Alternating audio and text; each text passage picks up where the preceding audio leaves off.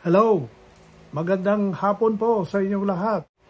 Nandito naman po ang inyong kapatid at kaibigan na si Lolo Ben na nagbibigay sa inyo ng araw-araw na kwento. Alam nyo, ang laman ng balita ngayon ay itong pagkadakip ni ex-mayor Alice Goo ng Bamban, Tarlac. Alam niyo, ayaw ko sanang patulan ito dahil masyadong politiko or politika itong topic na ito. Pero meron lang akong may relate na kwento na experience ko sa mga Indonesian. So ituloy natin yung kwento.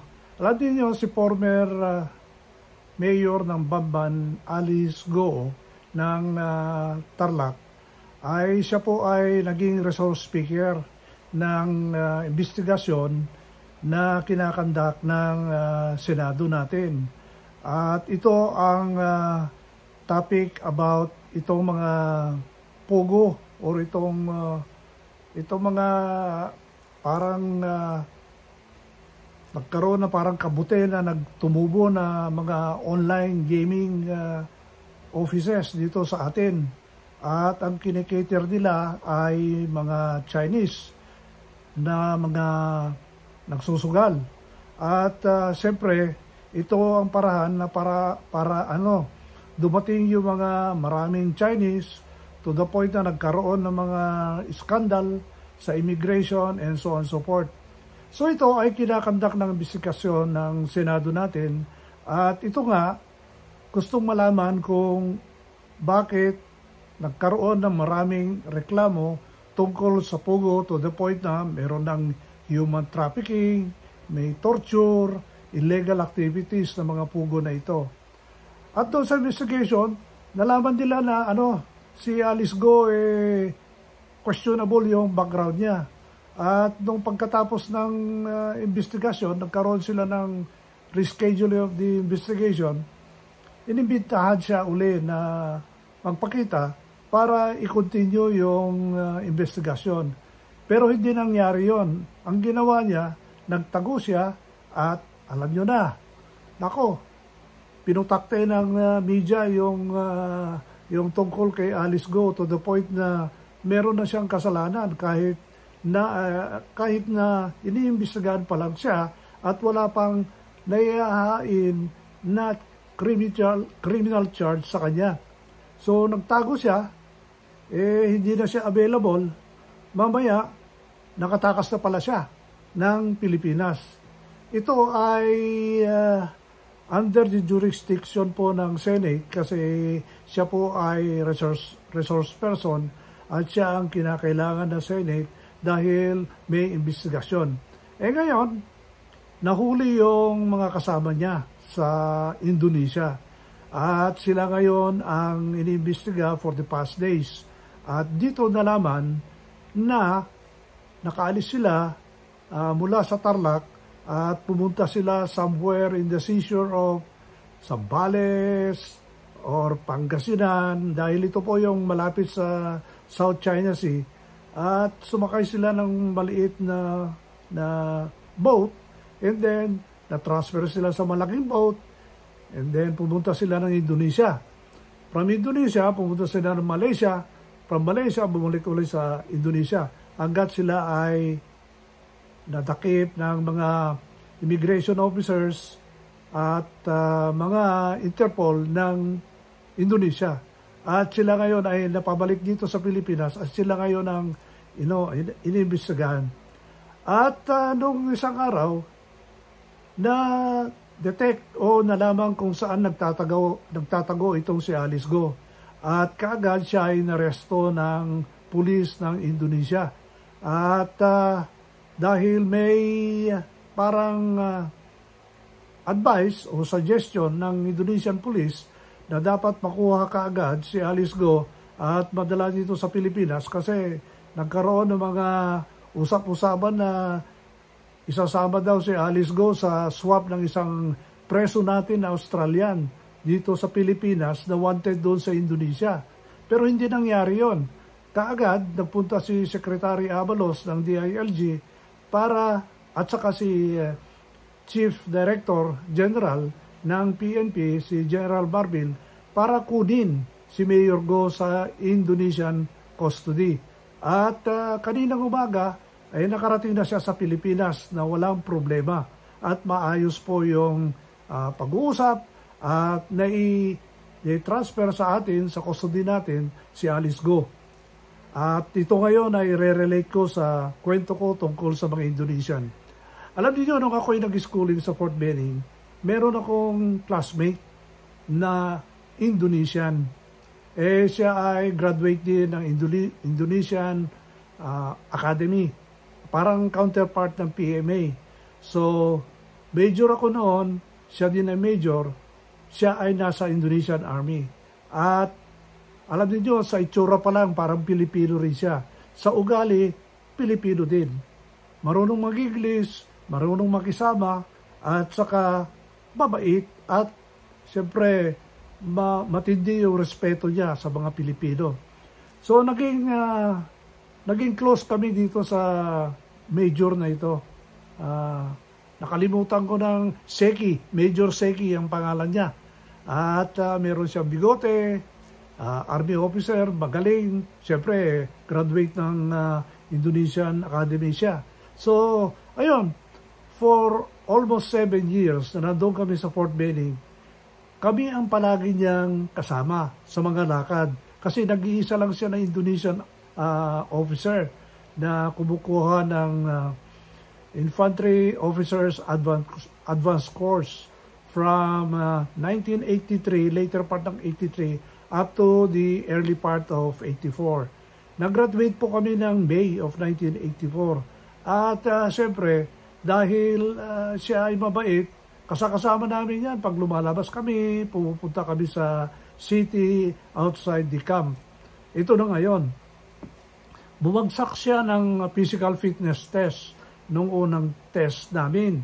Kasi yung physical fitness test, kailangan ipasa mo yan. 3 beses kami nagkaroon ng physical fitness test during the duration of 6.5 months. So, kailangan ipasa mo yan. So, yung physical fitness test, push-ups in 2 minutes, pagkatapos sit-ups in 2 minutes, pagkatapos 2-mile run. So, mahirap ipasa yan. Ang passing dyan is 75. Sa pagkakaalam ko, 75 points. So, ako noon, ginawa ko 100%. Malakas ako noong mga panahon na yon. At saka lahat ng mga physical fitness test ko, kahit dito sa locally, at saka doon sa Fort Benning, 100% palagi. So, bumagsak itong Indonesian Army kasi, medyo malaki yung tiyan, tapos nagsisigarilyo. Talagang walang tigil yung sigarilyo niya. So, lumapit sa akin, sa amin dalawa ng aking classmate. Itong classmate ko, senior major, isang graduate na ng PMA, kinausap niya ako, Chubby, tulungan nga natin si Major Seki para may ipasa niya yung physical fitness test. So, kinausap ko siya. Sabi ko sa kanya, okay, mag-report ka sa akin after classes. Kasi yung klase namin matatapos ng 5 o'clock. So, sabi ko, after 5 o'clock, you change immediately to athletic uniform with your running shoes and then see me at the oval track. Kasi yung oval track, mga 5 minutes walk away from our dormitory. Yung dormitory namin parang hotel Isang kwarto, isang estudyante. At kumpleto na yung isang kwarto na yon. Yung kwarto na yon parang hotel room So, for 30 days, for 1 month, nagre-report sa akin. Nag-exercise kami, pinipilit ko siyang tumakbo, hinahatak ko, everyday yan, everyday. Pagkatapos sabi ko sa kanya, ibawasan niya yung pagsisigarilyo. Alam niyo, after 1 month, natigil niya yung sigarilyo niya. Nagpapasalamat siya sa akin na malaki daw ang savings niya at lumakas siya. At naging malakas na siya sa push-up, sit-up, at saka 2-mile run. So, madalit salita, nung second exam namin ng PFT, naipasa niya.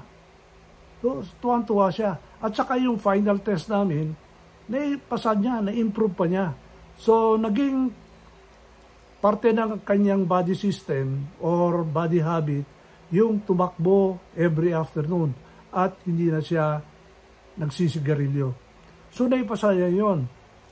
Ito ngayon, meron kaming isang module subject na talagang mahirap. Ito yung special operations, basta operation about operation. Sabi niya, in-approach na naman niya yung kasama ko na major kasi mas senior sa akin eh. Nakiusap, please help me, pass the exam, sabi nga nun. So ang ibig sabihin, mag-ano kami, mag-cheat kami. Pero kinausap ako nung upper class ko. Sabi niya, Juby, tulungan mo nga ito, sabi nga nun. So, kinausap ko. So, nagkaroon kami ng style. Parang, alam mo, parang James Bond eh. So, ang nangyari, bibilisan kong tapusin yung exam. Pag natapos ko na, kukopyahin ko na yung mga answer ko. Kasi ang exam doon multiple choice. It's either A, B, C, D, E. So, madali lang yon. O 1 to 30. So, ang ginawa ko, nilagay ko sa papel yung answer ko from 1 to 30. So, and then, nung natapos na ako, binigay ko na yung papel ko. Pagkatapos, yung strip of paper, binulsa ko at nagpunta ako sa CR. Nung patapos na akong mag-CR, papasok naman siya. Doon na nagkaroon ng alam nyo na. So, binigay ko yung strip of paper na nandoon yung mga answers ko.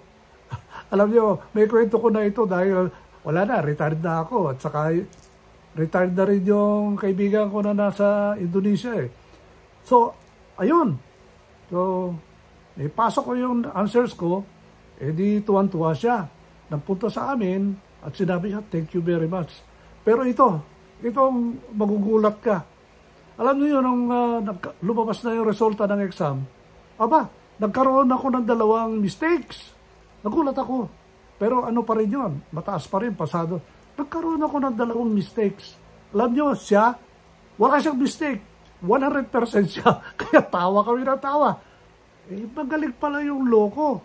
So anyway, nung kami general na, nung kasama kong major dati, it so happened na yung kasama ko naging commanding general ng Philippine Army at saka naging chief of staff.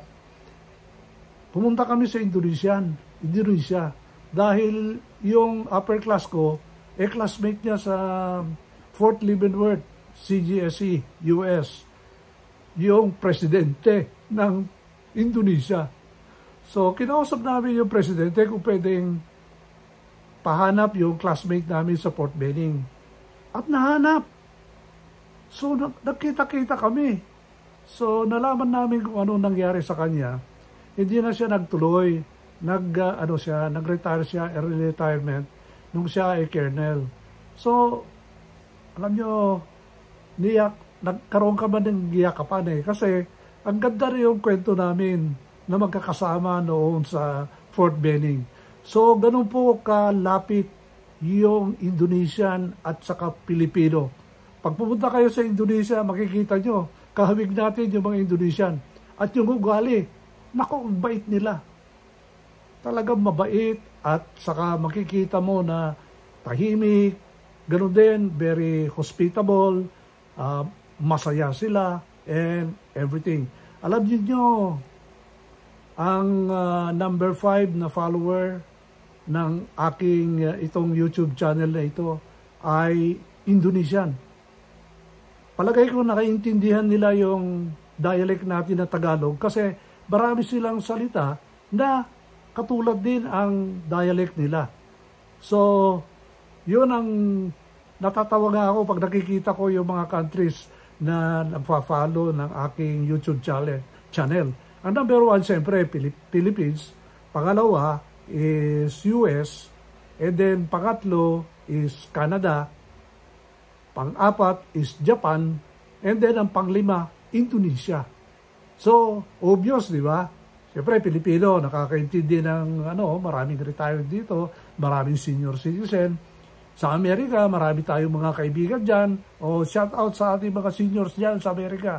Siyempre, sa Canada, marami mga Pilipino dyan na senior citizens at mga nagtatrabaho, nag-migrate sa Canada at doon sila ngayon naninirahan. Siyempre, sa Japan, si Ate Violeta, palagi nanonood sa akin yan. And then, ito, mga Indonesians. So, wala pa naman akong nababasa na nagsasabi na they are from Indonesia. Pero I hope one of these days, makakatanggap tayo at magsasabi na sila po ay Indonesian at sila ay subscribers sa ating YouTube channel na ito. So, ganun po, paano ko may relate yung nangyayari ngayon sa ating kapaligiran sa politics at tungkol kay Alice Go. Kanina ay pinakita na nakapusas na siya, meron siyang uniforme, na detainee siya ng CIDG and so on and so forth. Kasi yung mga maliliit na bagay, ito ang mga pinapalaki ng mga netizens natin. So, yun lang po ang kwento ko ngayong araw na ito. Salamat po sa panonood at pagtangkilik dito sa YouTube channel na ito. Kahit ganito lang at very raw itong mga videos ko at wala akong sinisingit para maintindihan nyo. Mag-google na lang kayo kung gusto nyo malaman tungkol kay Alice Go. So, yun lang po ang kwento natin. Bye!